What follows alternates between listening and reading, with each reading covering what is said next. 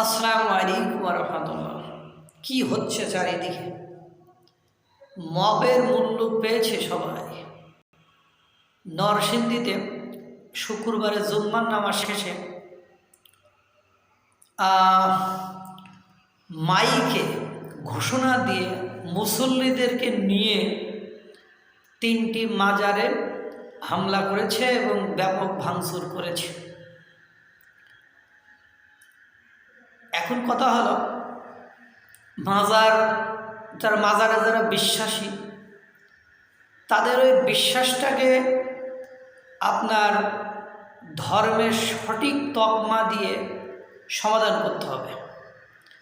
এখন আপনারা যদি এই বিশ্বাসী মানুষগুলোকে, মাজারে বিশ্বাসী মানুষগুলোকে আপনি হঠাৎ করে এভাবে আক্রমণ করে তাদের জায়গাটাকে নষ্ট করে দেন, তাহলে কি আপনারা পারবেন তাদের মন থেকে সেই বিষয়টা সরাইতে?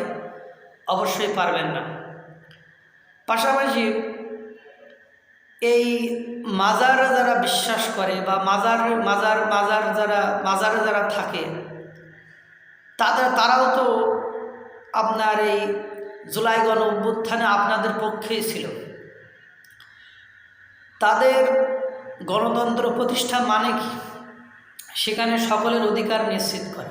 এবং বাংলাদেশের বর্তমান যে অন্তর্বর্তীকালীন সরকার আছে, সেই সরকার বারবারই চাই বা বারবারই দেখি বিভিন্ন ঘোষণা দেন যে মাজারগুলোতে যেন কোনো হামলা বা আক্রমণ বা ধ্বংসাত্মক কোনো কর্মকাণ্ড না হয়। অথচ সেখানে মাইকে জুম্মার নামাজ শেষে ঘোষণা দিয়ে আক্রমণ করে শুনছি, সেখানে নাকি 3 জনকে আটক করা হয়েছে।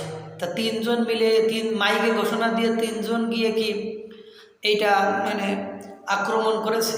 এবং বাংলাদেশে বর্তমান সময়ে সকলের অধিকার নিশ্চিত করবেন বলে যারা রাজনীতি করে যাচ্ছেন, বিএনপি, জামাত বা অন্য গণ অধিকার পরিষদ, এবি পার্টি, তারা কোথায়? বৈষম্য বিরোধী ছাত্ররা কোথায়? তারা বৈষম্য বিরোধী ছাত্র, গণ অধিকার পরিষদ, জামাত ইসলাম, তারপরে বিএনপি, আপনাদের লোকজন কোথায়? এখানে আপনাদের লোকজন কেন এটাকে প্রতিহত করতে পারছে না?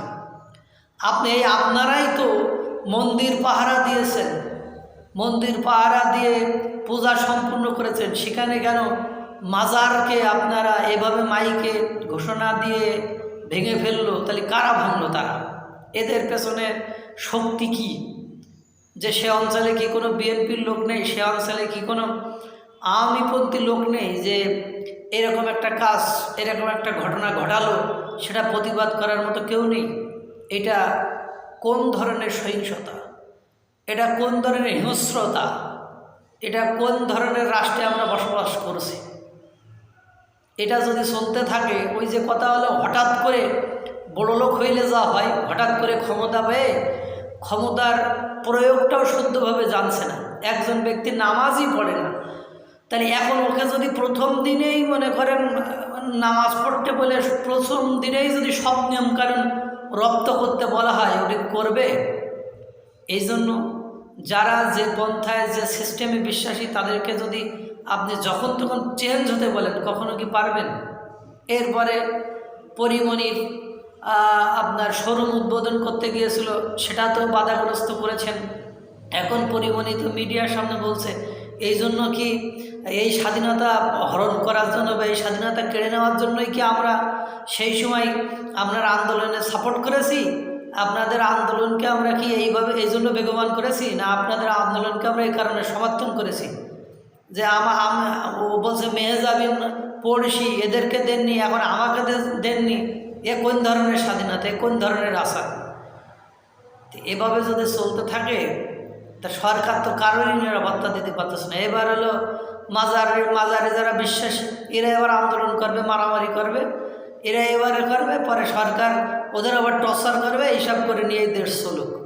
হায় রে স্বাধীনতা! এই স্বাধীনতার নিয়েই মানুষ চলবে?